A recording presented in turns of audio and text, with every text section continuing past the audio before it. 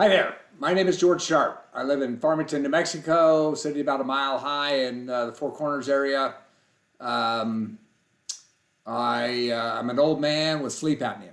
I tried a Bi-Pap machine, it did not work. Well, it may have worked, but I couldn't tell it. It blew my face off and I hated it and couldn't sleep with it, so after a month I sent it back. My doctor said I need to do something, I'm killing brain cells, so I chose to get the Inspire device put in. And the Inspire device definitely made a difference. Definitely helps to some extent.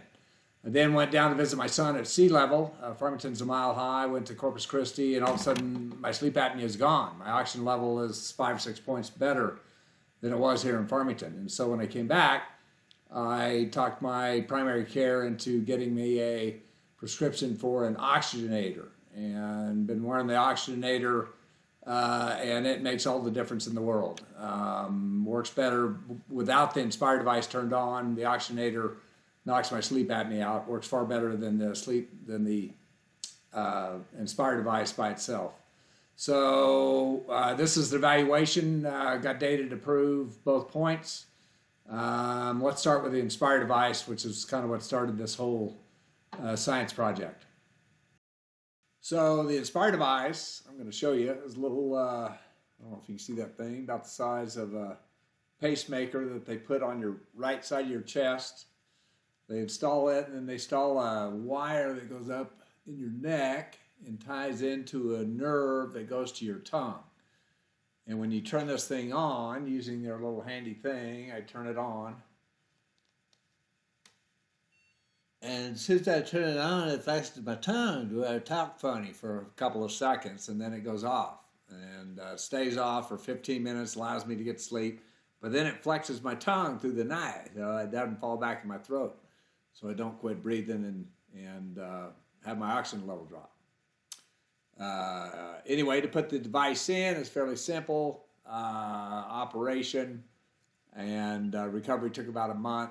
And then you started using the device. So I took data both before I turned the device on and after I had the device, and I'd like to share and compare some of that data. So what I used to collect the data is a simple O2 meter that I bought online for 150 bucks or so. This is a Sleep U, as in under 6283 is the one this is, but I think there are multiple ones.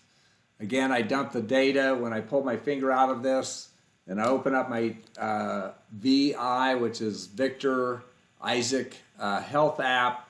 It automatically downloads, and I get those fun little graphs you're going to see here in a sec. If you take a sleep study, you know that they got wires all over you. At the end of the day, it doesn't matter what your brain's doing or whatever, all this other stuff. It matters what your O2 level is and whether or not you're holding your breath and dropping your O2 level. So a simple O2 meter is really all you need to collect that data. And you need to collect that data because otherwise you don't know.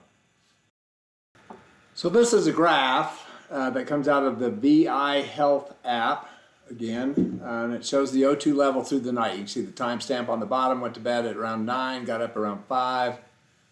I forgot to turn it on until my first pee when I woke up there, I don't know, somewhere around midnight. You can see my minimum O2 levels went down to the low 80s in this case. I was dropping all the time. Each one of those little spikes down is called a drop. And once I turned the app on, I still had drops through the night, but they weren't nearly as severe.